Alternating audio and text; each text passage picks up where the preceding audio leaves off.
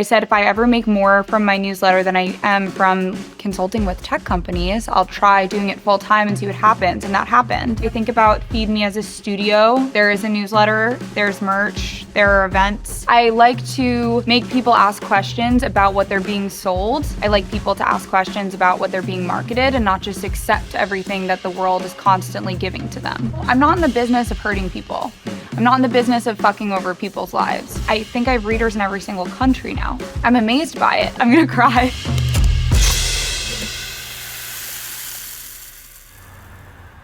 In 2019, I worked at a cookware startup called Great Jones. Yeah. And this was about a 1-minute walk from our office. We would come here afterwards sometimes, like me and my coworkers, we were all like 23. And then when I met my husband, when we were dating, I found out that this was one of his favorite bars too. So we come here a lot. We were actually here a month ago for his birthday party, but we've spent a lot of time here. It's a good bar. And it's called Old Town Bar. I asked you to select a place that you think would be perfect for a conversation like this. And it also has quite a lot of media lore, right? Yeah, we have some friends on the walls, like Alex Vadkul from the New York Times is framed somewhere up here. There's a lot of media lore. And there's a lot of New York lore. Like they treat a lot of New Yorkers as characters on the menu, which feels like something that I do a lot. Feed like Me, yeah. They have a Bloomberg burger. I think they have a Governor Pataki sandwich. I'm really curious what the owner of Feed Me New York's, just so I called it New Zealand, but it probably is true for New Zealand too. New York's hottest newsletter. What does she drink at a bar like this? This is sort of a when in Rome situation. I think we have to get a Guinness. Guinness, okay. Yeah. What is Rome in this case? An old bar with great Guinness on tap. I've had Guinness here many times, and they do a good pour. Okay, Barman, can we have a couple of Guinnesses, please? You're right there. Okay, so you've had kind of, even though your career is relatively short, you've had an eclectic career already, working in Great Jones and working at Meta, writing for magazines, and now running your own media business. But you do really seem to have this strong affinity for media. You seem to love media, New York media in particular. Is that a fair assessment? Yeah, I think over the last few years, New York media at large has really welcomed me and been accepting as me. Like, I didn't go to journalism school. I went to SUNY FIT a few blocks away from here, which is technically like a fashion trade school, but I studied business there. I liked writing online. I liked playing online. And I think that people who read Feed Me can really feel that in the way that I write and interact with my readers. Thank you. Here we go. Those look great. We're not going to split the G, right? We could try it. Why not? Shit, okay. You nervous? I mean, I've never tried it in my life. So yeah, I'm nervous for performance reasons, not for sudden inrush of alcohol reasons. Maybe we shouldn't. We shouldn't? It could be scary. Okay, let's just, maybe the second one we'll do that. Yeah. Okay, cheers. Second one. It's a really good beer. I have actually come to love Guinness. I'm dismayed to find out it's trendy to like Guinness now, because about 1.5 years or 2 years ago, I decided, I'm going to drink Guinness more because it's tasty and it's low alcohol, and it's a different kind of experience than your just typical cold fizzy beer. I didn't know it was a lighter beer because you look looks at it heavy. and you're like chocolatey cake is richer than a white. Like you would just assume like, oh, it's got to be heavier, but it's not. It's great. No, it's great. You can drink 10 of them and be fine. Which brings us back to your writing. You can never imbibe too much Emily Sundberg writing because it's so obvious that you're having fun with it. That's nice of you to say. I hope that's the case. I try to switch it up every day, so you really are surprised with what you're going to get. Like one day you might get a ridiculous listing of summer jobs for college students. One day you might get more of a deeply reported finance or tech story. Another day you might get like a classic Feed Me roundup. But I try to switch it up so you never get too used to the format, and even if you do get used to the format, you never expect what's going to be in there. And what does that come from? Like, why do you write like that? Like, where did you discover your joy for writing in this way? I spent a lot of time online as a kid. My dad's a teacher, and my mom. What kind of teacher? He's an admin for K through 12 for social studies at a school district on Long Island. He still works there. He's been there for like this job for like 20 years. But my mom when I was younger, she was a graphic artist. So we had a lot of like Mac computers in the house from a young age, and we were encouraged to play on them. Like it was my sister and I, my sister also works in news, but I was always like playing on, I got an iPhone in 8th grade. Like, so I was always attached to the internet from a young age. And I had my own laptop in my bedroom, and I was playing on Tumblr, and I was in chat rooms, and like I was on Facebook talking to people from other school districts who would send me playlists, and like it's always been an extension of me. And then you had a positive experience of the internet as a child. Yeah. And then when I was in college, I identified that social media was sort of an emerging need for marketing teams, and because I went to school in the city, I could go to class at night and work during the day. So I worked at NBC for a while, and I worked at Yahoo, and then after I graduated, my first job was at New York Magazine. Doing social media there, but I was able to really fine tune what a social media manager for like a magazine could look like while I was in these internships, which was a blast. And then Stella Bugbee hired me at New York Magazine when she was running The Cut. And then to do what?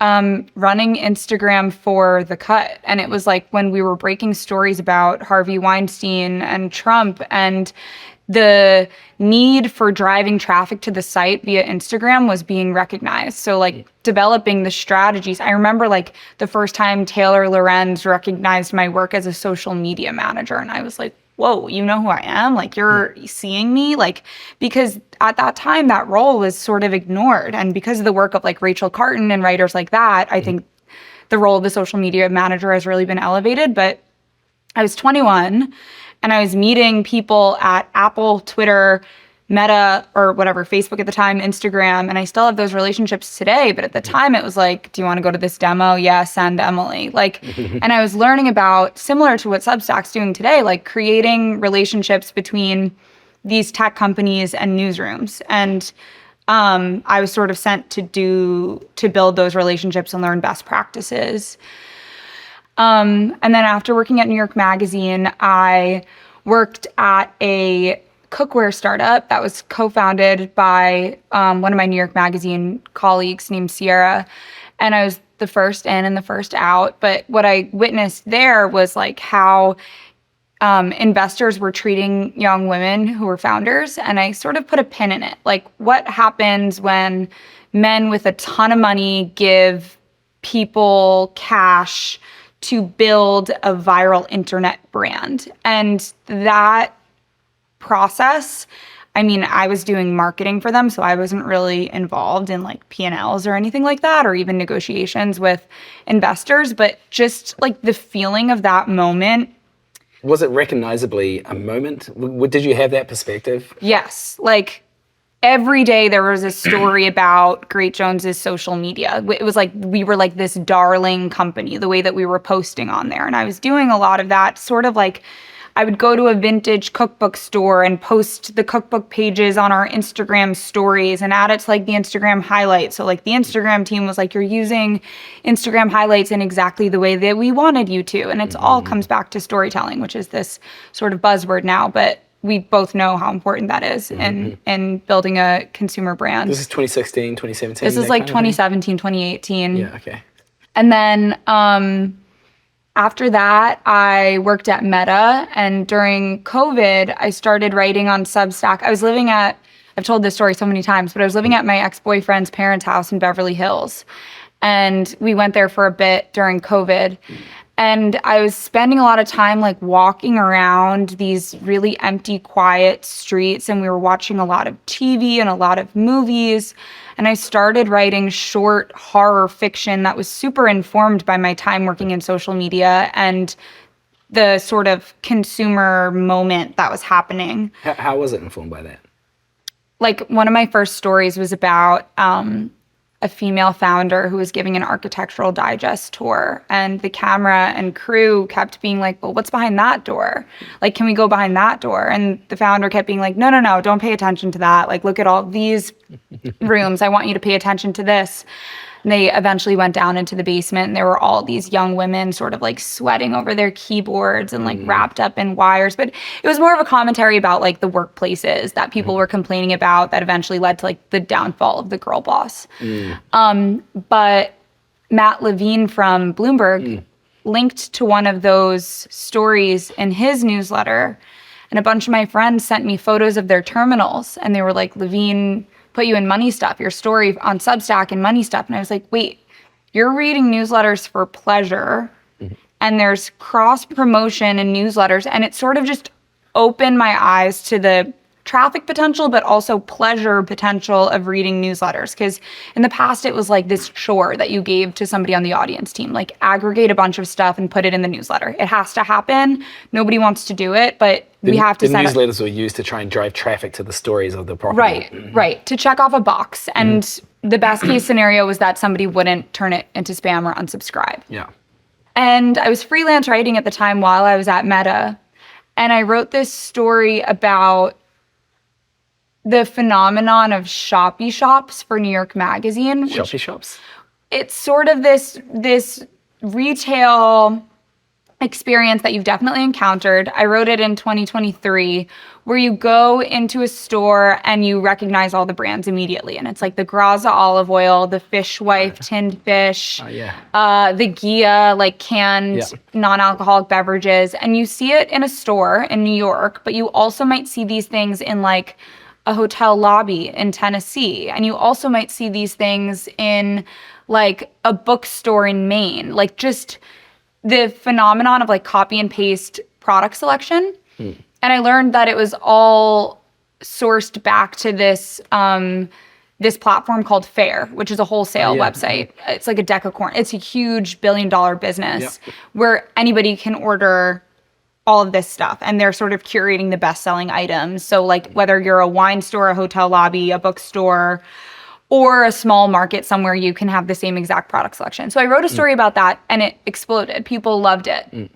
Some people hated it because they thought I was making fun of their stores, but it was sort of just like, this is happening. You can make your own decision about it. Yeah. And I thought, tech people want more of this. Consumers want more of this kind of writing. And the CPG brands and marketers also want to be like talking about this more. So I was at Meta and I started writing sort of shorter versions of that every day behind a paywall on Substack. So I pivoted from occasional... Why'd you do the paywall? Because I could, and I wanted a little bit of space. I didn't have an online following. So I was just like, let me keep this safe and protected, and if you really want to read it, you can. And I had really hot takes. And at the time, you know, most of my friends who were having those kinds of takes were then taken care of by like an editor to like sort through it. To make the takes a little bit cooler? To make their takes cooler or safer or maybe a bit more palatable. Yeah, right. So people appreciated that you didn't have that filter. Definitely. And that you put it behind a paywall, so it's kind of like a secret club. Right. Yes, exactly. And I think that's why my comment section is, I mean, I have like over, like there's thousands and thousands of paid readers who are below that paywall now, but it's such a wonderful experience every day when I see my comment section. I'm never like scared that anything bad is happening there. Which is not that's not what people got used to with regards to comment sections up until 2018 or something. No. And do you have to pay to be a commenter? Do you have to be a paid subscriber? So that's a good filter. But it wasn't always that wasn't always the case. That happened after Machine in the Garden, which got a little out of hand. Okay, well, we're racing ahead to all the good, juicy stuff. We can get to that. I'm sure you have a build-up. Machine in the Garden. Well, just generally, I want to dig in more to the Feed Me story a little bit later, but I want to sort of understand more how you got there as well. Yes, You seem to like what's interesting about Feed Me to me is it kind of strikes me as like an inbox magazine, and you worked at magazines. Is that a part of who you were growing up, or are you like, did you miss the golden age of magazines? My dad officiated my wedding, and when he was officiating the wedding, he referenced this little clip from a Long Island newspaper called Newsday, and they had a section called Kids Day on the weekends that he like referenced that I would write for them I sometimes. knew you were going to be one of those people. Yeah. So I'm one of those people, if you were wondering. Did you write for the student magazine or newspaper at high school? We didn't really have a robust student magazine or newspaper, but I did do the morning announcements senior year. So every morning, everyone did hear from me. And I remember sometimes throwing something into the announcement that I'd sort of get my wrists slapped for. Like I did the day that Steve Jobs died, I like said something on the loudspeaker about that, and the principal came out of his office and he was like, "Emily, no, like we're not. What are you doing?" Like, what did you say? It was like, "Rest in peace, Steve Jobs. This is really sad. All of you use iPhones, and the person who like created all of this." And he like came out and he was like, "Stop." It seems fair. It's a very reasonable homage to this man. I think they wanted to stick to like Pledge of Allegiance, birthdays, any important things. Like they really needed to keep it tight. Also, this was like a Long Island school where people were kind of zoned out during the announcements. Like it wasn't like we had a radio show and we were playing music or anything like that. Surely if they let you spice it up in the way that you wanted to, you could have dominated those announcements and the school would have came. Oh, I would be hosting the morning show on BLI for sure. My friends and I, I'm still very close with my 6 best friends from high school. But senior year, we did create this gossip flyer called the toilet paper, where we put these flyers in the bathrooms with gossip on them and like rumors. And it wasn't mean. Was it well-sourced gossip, or were you just making stuff up? It was as well-sourced as you could be. Like something about like the lacrosse uniforms or something about the cafeteria or announce. We were mischievous. We were like a very mischievous group of people. Got drunk at prom. We're friends with the principal's daughter. Like, we were causing trouble a lot, but we were really fun and we liked to party. But anyway, you're making me remember that we also did have this little short-term publication which got shut down. Yeah, and the sort of the prototypical Substack. Growing up in Long Island must have been interesting as well. I'm a New Zealander, I don't know anything about this stuff really, but I do know that Long Island, the Hamptons, there's like a scene, right? There's the glitzy, well-moneyed people that the magazines like Vanity Fair and Vogue would be obsessed with.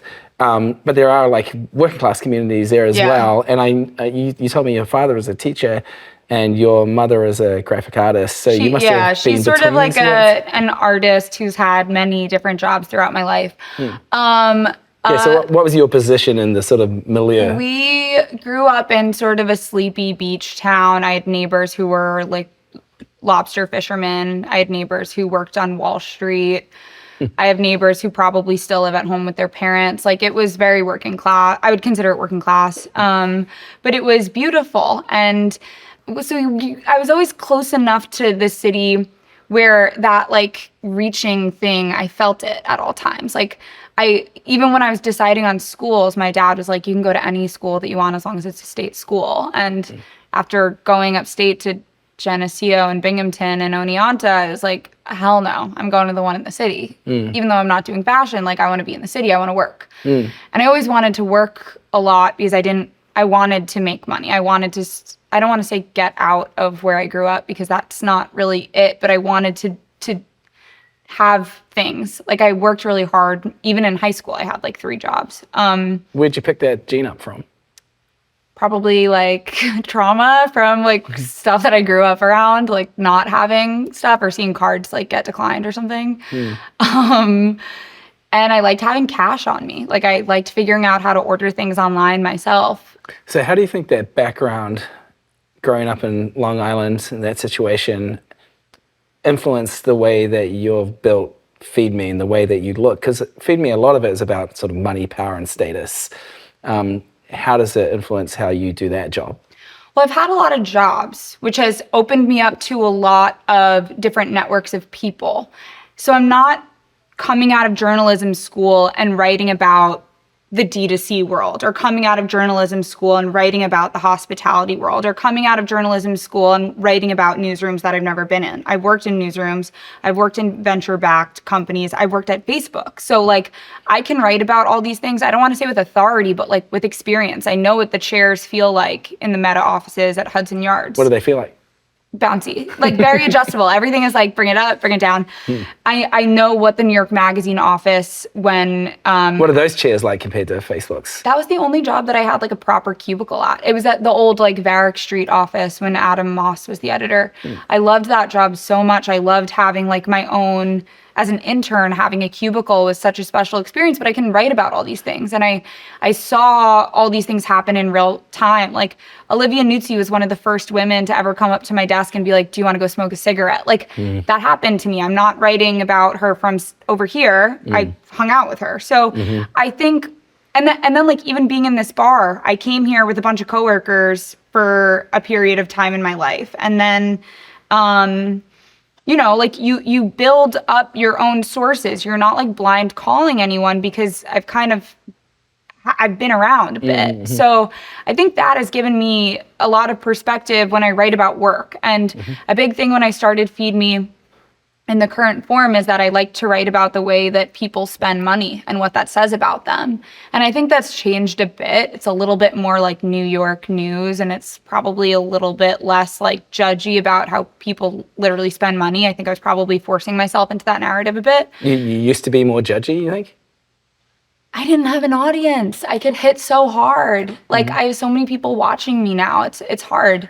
I also don't really have a team. So it's like, if I have a shitty day, there's nobody who I'm really looking at being like, but it's fine, right? Like I can only ask my friends that so many times. Like nobody's being, so that's hard. Do you miss being able to throw the punches?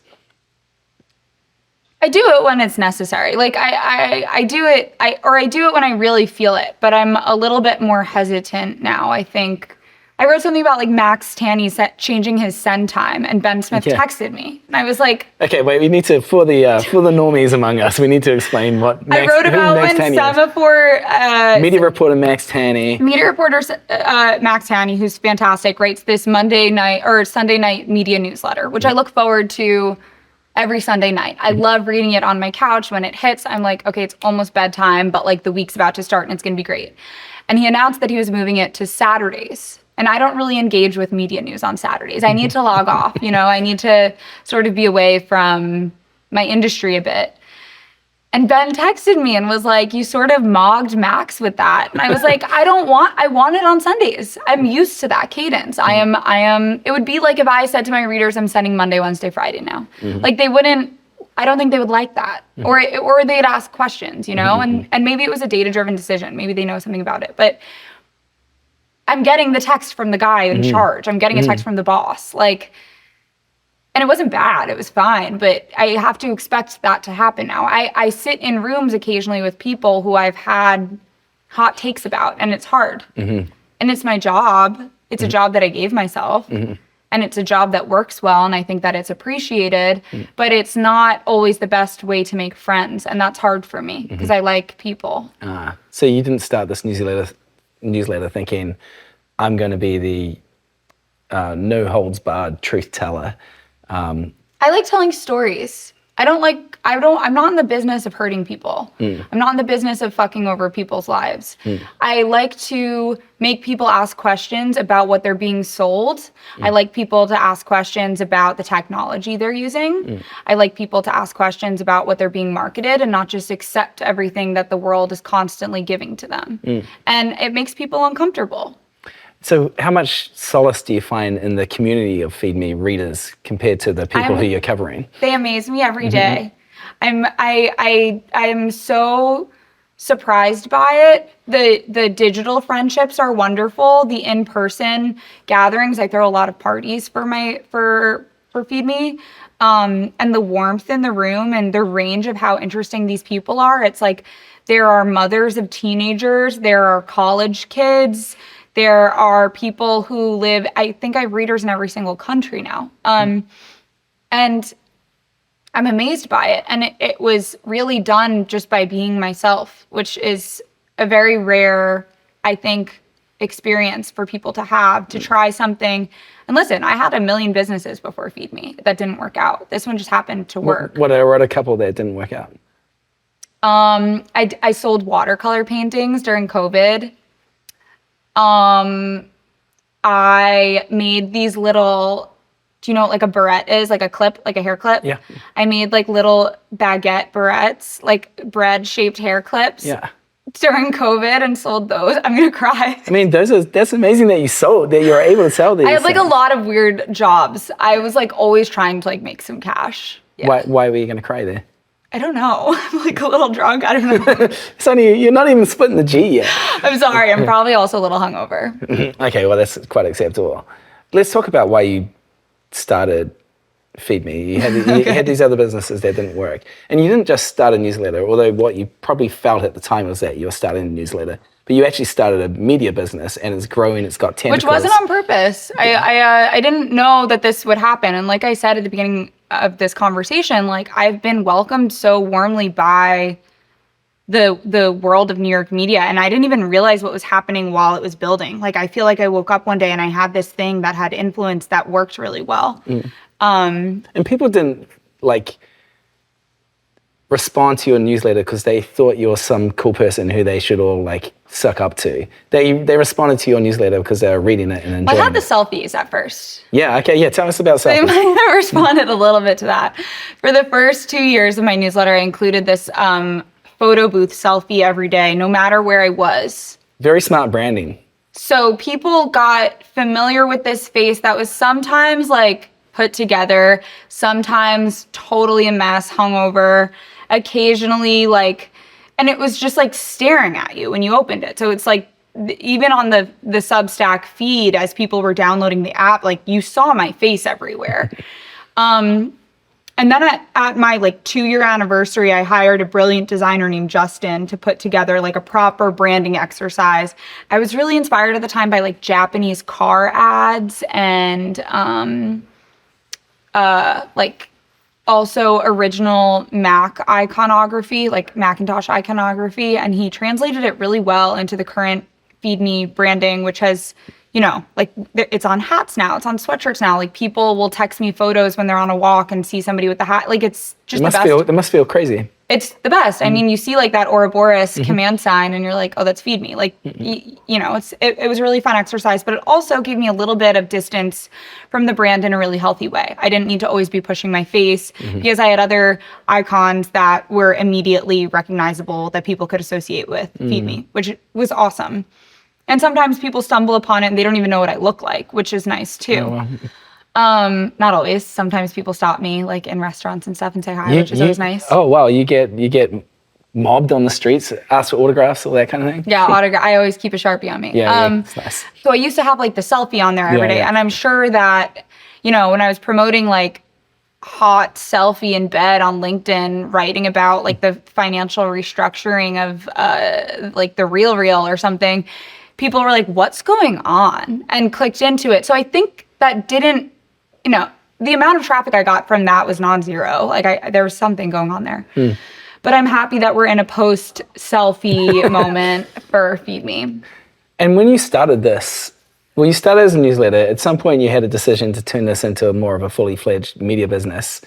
But were you being opportunistic in sort of spying the chance to build a media property around business writing? Or were you just sort of following your interests and your passions and then one thing led to another? I mean, there's like the practical answer, which was, I told myself I'll double down and do this full time when it makes more money. Then I was laid off from Meta and then I was doing they did like all those layoffs in 2022. And then I was So you didn't do anything crazy, you just got let go as part of the one of those waves? Yeah, with like my whole team. We weren't doing that much. What did that feel like at the time? It was okay. I immediately got a consulting job with Shopify. Like it was fine. I knew that people wanted to work with me. Cool.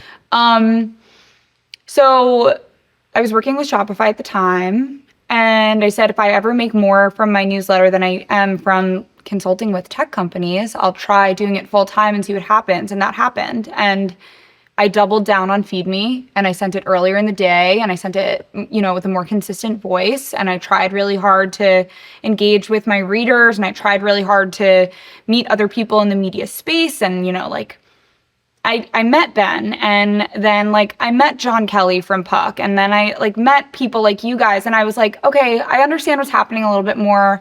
Like, the newsletter thing is real. People want better things in their inbox, and then they want to talk to the other people who are reading this. Like, I understand this. This makes perfect sense to me. So this is interesting because you do talk about Feed Me as a newsletter still, but it seems to be something much bigger than like just something that gets dropped into your email inbox. It's a community around it. I want it to be. It's got a feeling. You've got a podcast or 2 podcasts that go with it. There's a party reporter. So the newsletter is the nucleus of the thing. That is like where all the ideas are generating. Most of the features I've written in the last 2 years for other publications have come from the editor saying, I saw you write about this in Feed Me. Can you write about it for our like October issue or whatever? So that's like the thing that has to happen every day. That informs the other decisions. And the extensions of the newsletter include the events, includes the merch, includes the podcast. One of my columnists has a restaurant and hospitality podcast, and he's great. But I want to make other things. Like before I made a newsletter, I made a movie. I can't even access that part of myself now. Like I made a whole documentary. Why can't you? Because I spend so much time on this other thing that has to happen every day. I don't have 5 consecutive days of like playing on another project. Like I could, but I probably have to either have somebody else write the letter. It takes a lot of time if I wanted to read the way it does. I'm sure I could ask Claude to do like a B- version of Feed Me. And that would work for San Francisco. Yeah. Yeah. Tell us about the documentary. It's called The End, right? It's about Gardener's Island, which is this privately owned enclave outside of I made New York. This short doc that did quite well about the oldest privately owned island in America, which is off the coast of East Hampton. And the same family's had it since the 1600s. And it's sort of this perfect little magical sort of Wizard of Oz-y feeling story. And I worked, it like scratched all my itches, right? Like going into museum archives and working with librarians and then working with like sort of eccentric old men who are romantically obsessed with a body of water and the island inside of it. Like it was a blast to make, and it was such a pure project. I had all this extra time in my life. I mean, don't tell my old bosses at Meta, but I made this movie while working at Meta. I promise never to say a thing. Yeah. And I got a small grant from Adobe to make it. I think it was like $3,000, which we put towards renting a house in the Hamptons during COVID, which cost probably $3,000 for a week. And a bunch of my friends work in documentaries, so we brought them out there and just kind of turned the cameras on to see what would happen. And I don't know. I probably could do it again today. It just feels so inaccessible to me right now. Maybe that's Feed Me Studios like a couple of years down the track. But yeah. So it seems like what you're doing it encompasses all these different aspects of your interest in your life. There's the art projects, there's the writing aspect, there's the marketing angles and the branding stuff. There's the community, like you like people, you get to be around people, you get to convene people. So what does it feel like to be the owner of this business and responsible for all of this thing that is suddenly big?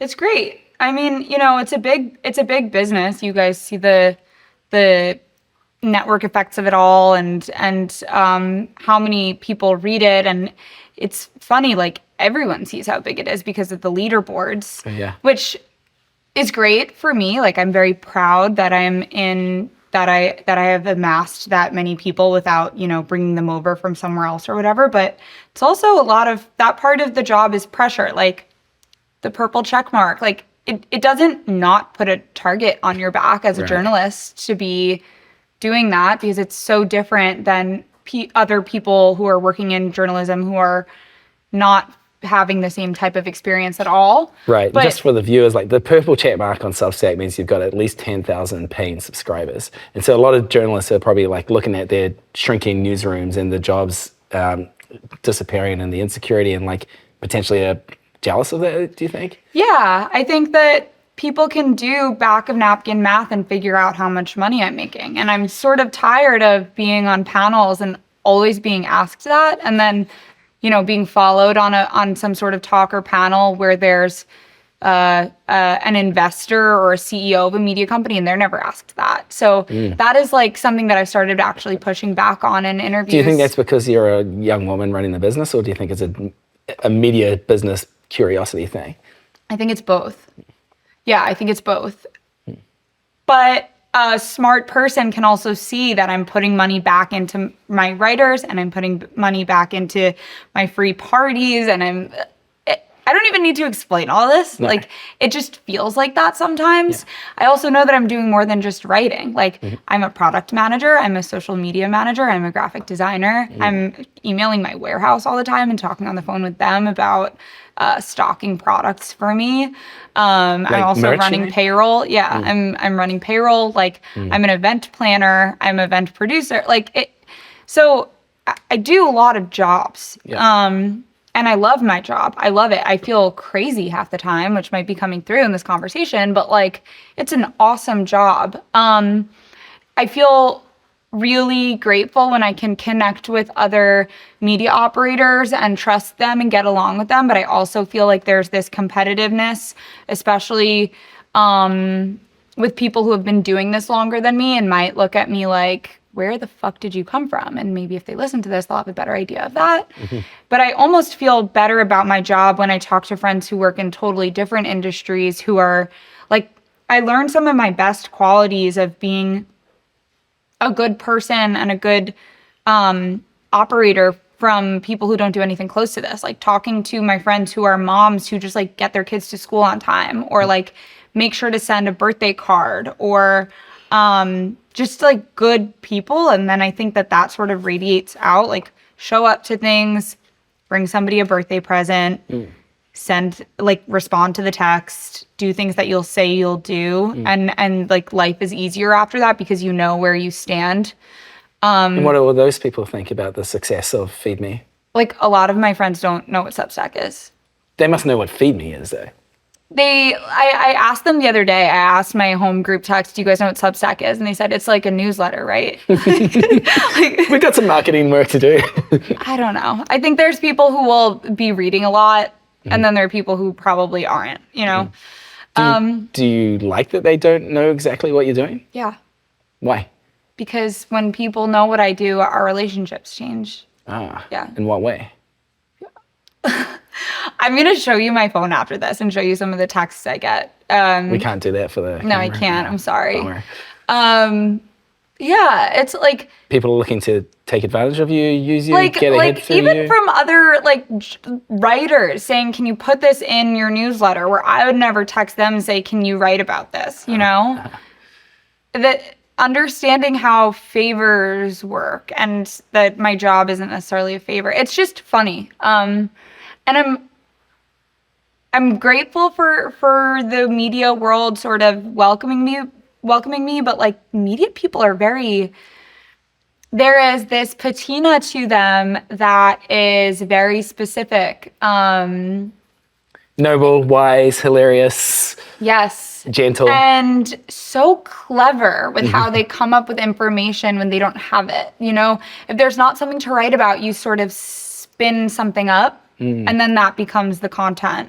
And I do it too, you know, right? If it's a slow news day, you know, I always say that a slow news day isn't the worst thing for Feed Me a Hangover is, but a slow news day is second. And you figure out what kind of news there is. The benefit to my newsletter is I can call a bar and say, how many of these did you serve last night, and put it in the newsletter. And I keep referencing a bar because we're in one, but like that's the news. Or I can go for a walk and spot how many people are carrying a certain bag, and that's the news. Or I can go into one of my Rogue Hamptons Facebook groups and find out about a famous person whose house sold, and that's the news. And I don't need to write about other people I know, but there's this quality to media reporters who write about media that is a little scary to me. In a competitive type of way, or a like one-upmanship type of thing? What's going on? How do you feel about media people? Well, I love and hate them. Yeah, I love and hate them. I consider myself I was a media person. Now I'm obviously a startup guy. Don't you think you take it with you though? Don't you think you kind of... Yeah, definitely. You can scratch the sticker off, but it's still kind of there. Definitely. Well, this is why we're doing this. I found the New York version of it particularly rough because it's very sceney. People are very status insecure. They're very conscious about being in the right groups. Yeah. And that can create a kind of like schoolyard, you know, popular groups effect. And people are always sort of like looking to get ahead in a way where they got to know the right people and say the right things to the right people. And it doesn't always mean that they're going to be kind or nice, but they can always often be kind and nice as well. I'm very sensitive to that. I think because most of my life, I didn't know people like that. Or I knew them, but I wasn't directly involved in it. And I'm really happy that a lot of my friends don't do anything that have to do with media. I've tried to pull back from listening to media podcasts. Not this one, but well, now you're going to have to read Semaphore's newsletter on a Saturday morning, or you're going to do delayed reading. I probably just won't read it. I know. Ben Smith is not going to be happy. He'll be okay. Maybe they'll move it back by the time this podcast comes out. But True. I don't like always hearing news about people I know.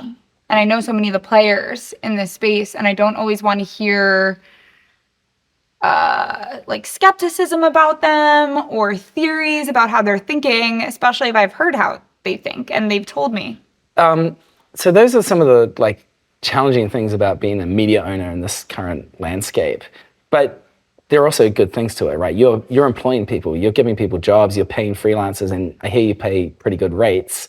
Can you tell me about that, like, and what the thinking is behind that, and how does it feel to be able to pay not just yourself but others around you in that way? Well, what's cool is that a lot of the people that write for me aren't writers. They're not career writers. Like, for example, Jason, who hosts Expense Account, the Feed Me podcast about restaurants, his background, he's an artist. He was a wine distributor. His background isn't writing. He's just an excellent writer. And Teddy, who writes about movies and entertainment, and he asked if he could go to Sundance. I was like, I kind of want to go to Sundance, but I'm not going to go because I have this SF trip. And I was like, yeah, put together a budget. Tell me what it would look like. He's like, yeah, go. We can run this. Like, go there, whatever. Same thing with Jason. He wants to go to an expensive restaurant. Go, write about it. Nobody else is writing about it. Get in there, be weird. Like, I love identifying interesting people and then sort of doubling down on them and having them build out their own little worlds within the newsletter. But it's also really, like, I've never managed anybody before. So it's new for me, and I'm learning as I'm doing it. And the only thing I can do is like talk to other media operators who have been through it and try to get best practices from them. There are some true business benefits to running a newsletter on Substack, though. And this isn't an ad, but a lot of the operations are sort of dealt with, and the founders and the other people that work at the company are so present on the feed that I feel like you can sort of reach out to them and get a response, or people will answer you. Where I hear they're real pricks. No, they're great. They're really great, and they're very interesting. I've never run into like, there's this back end sort of foundation, and that is why you guys take a cut of writers' income, but like, that never has been a problem to me. Whenever that question comes up, I always say that that's totally reasonable to me that happens. Yeah, well, to try and broaden it beyond just the Substack commercial, which, we've always tried to take all the bullshit off the table for writers so they can focus on the most important thing, which is the work itself, the editorial work. Yeah.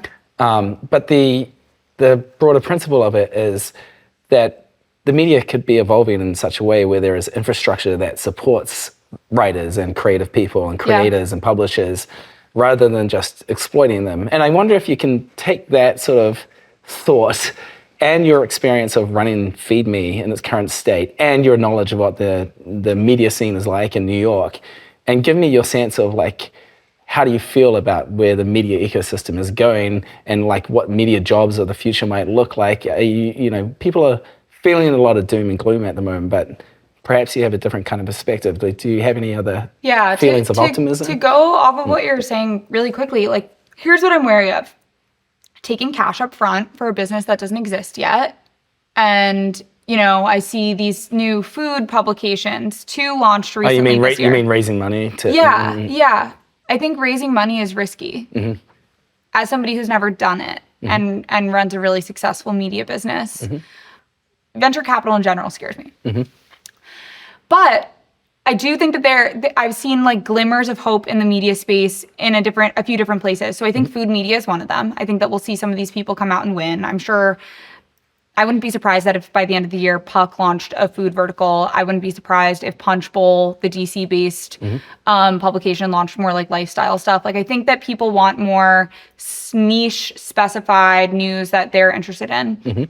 I'm also seeing a lot of local news publications on Substack that make me really happy.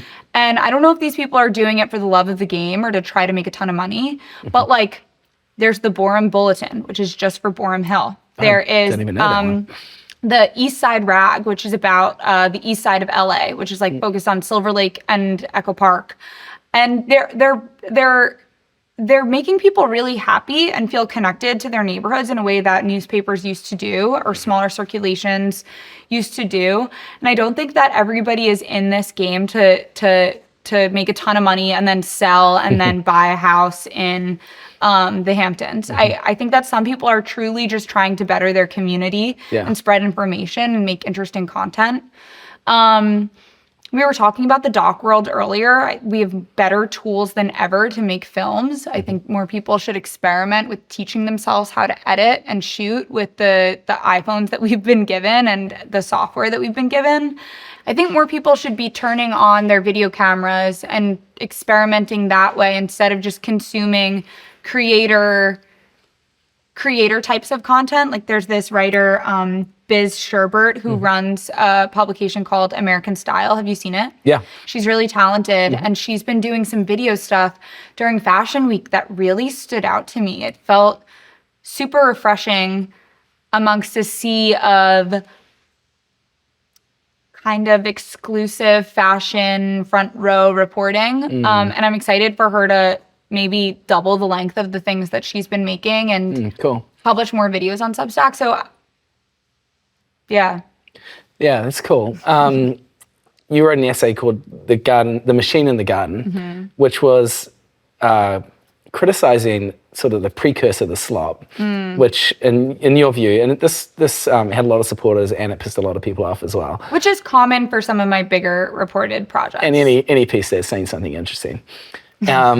And so your contention in that piece was that people were, the garden in this case was Substack itself, I think you were talking about. Like people were trying to game the Substack system to make money by sort of monetizing their personal essays, and it was becoming a bit samey. Is that a fair characterization of So this is how that happened. I was in Greece. I was on an island called Foligandros. I take like a week off a year. Every other weekday of the year, I publish a newsletter. Yeah. So because I was off, I actually spent time using the Substack app and reading other people's stuff, which I don't usually have time for. Like I don't usually have time to just read stuff. I am typically producing. And I was reading a lot of newsletters, and I was picking up on some patterns of lists, diaries. All of these are fair game. That if you want to do that, do it. But it's sort of these patterns of ways that a lot of women were writing on the platform that if you blacked out the name, they would all sort of blend together. And it didn't feel good. So of course I started doing some research to see if other people were noticing it and they were agreeing with it. You know, I spoke to Kyle Chayka, I think, for it, who works at the New Yorker and writes a lot about tech and these platforms. And I spoke to a few other friends, and there was this monotony in the way that everyone was writing. And the essay was basically pointing that out. I didn't say this is bad. I didn't say this was good. And immediately people were getting extremely defensive. People were saying, easy for you to critique this platform as somebody who's doing well on it. As a reminder, I didn't say this is bad. I said this is happening. So if they were getting offended by it, they probably, were doing that. And I was asking them, like, why are you choosing that to be the way that you're moving through your artistic practice, And I also want young people to be careful about what they share online. if like you're, maybe it doesn't matter, and in the future we're all creators, and the best way to make money is to totally expose everything about your life. But like, remember my Subway takes on Kareem's Subway takes was like, doing a house tour is the best way to get robbed. Like, I don't want you to see my house. You're not going to see my house. I've lived there for 8 years. You even had the experience of putting your face on the newsletter. That did come back to bite you in some way. Yes, and still does. Yeah, I've seen so many dark sides of virality. This was fine. It messed up my vacation for a few days, the reactions, but it's okay. So that was, I think, my most viral piece. I think that's my most popular piece ever. But after that, I decided, if you want to comment on my stuff, you have to pay me. So I that's put a paywall. when you introduced pay subscription. People were clients. really mad. And I still don't understand why. I think that text holds up. My friend Sophie is a professor at Yale, and she taught that was part of the syllabus for a course that she taught last semester about writing on the internet. Which I was surprised by, but I think it holds up. I would publish that today and feel just as great about it. Why do you think people had such a strong reaction? Why is it so divisive? I'm not sure. I don't think everybody sees.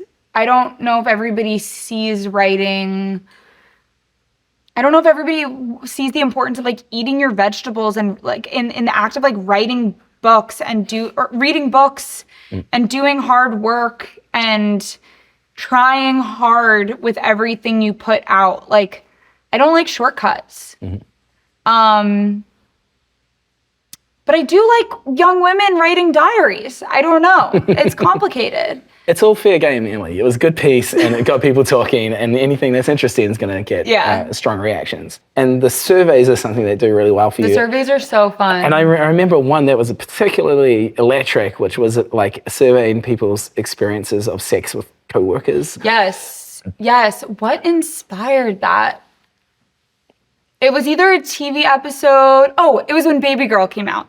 With Nicole Kidman. Right, I haven't seen it, but I know it. It's great. Great office, sex drama. It's shot in New York, which means there was a big budget. So I love those surveys, and I love getting a better idea of who's actually reading the letter. Between the comment section and the chat and the surveys, and the parties in person, getting a sense of this community being a real, I know community is like a gross overused word, but this audience like feeling like a real interesting specific thing.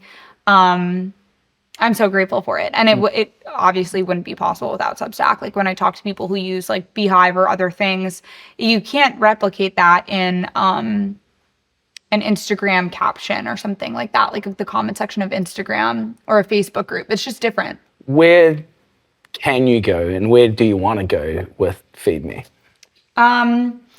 As I was saying before, the newsletter rocks, the Substack rocks, like the systems that I have in place on there between the comment section and the chat and the ease of sending the letter are great. I do want to make another movie. I want to make better, there are some small scale things I want to do. Like I want to launch a really good merch shop. I like making things. I'm really enjoying working with product developers to make fun little things. People come up to me and they say, do you have a keychain? Do you have a hat? Do you have a sweatshirt? That's fun for me. I really enjoy that. I don't want to outsource that to some person. I enjoy working with a designer and somebody who knows textiles. I work with Justin, my designer, and Dano, my product developer, to like make things. That is fun for me. I was talking to my grandma last weekend on Long Island, and she lives in this sort of, I guess it's like a senior community. And she's in this club called Current Events. And they just get together once a week and they talk about news articles that they're interested in. And they bring in filmmakers from Long Island or politicians or writers or whatever. I'm like, there's no reason why I shouldn't be figuring out how to do something like that. My comment section would be really nice in person. It would be nice to meet some of these people and not constantly be going back and forth online and just have a little bit more of a solid, I think I'm lonely, so I'm looking for people to spend time with. And I think that can be done through a series of Feed Me events, like an ongoing thing. So I think figuring out the events this year would be good. But I've written about this before. I think about Feed Me as a studio there is a newsletter, there's merch, there are events, there are podcasts, there could be a movie, there could be a lot of things. It's all mine. So if I wanted to turn the lights off tomorrow and do something totally different, I could also. But yeah, that's sort of the direction it's going in. I said this, but I'm trying to spend a little bit less time reading newsletters and a little bit more time learning about other things, because I think I figured out the newsletter. Does that mean reading books? Reading books, watching movie, listening to music, and like seeing people and talking to people. Yeah. Living life. Yeah. Well, cheers. Thanks for the conversation, This Emily. was really fun. Thank you for having me. Thanks for coming on.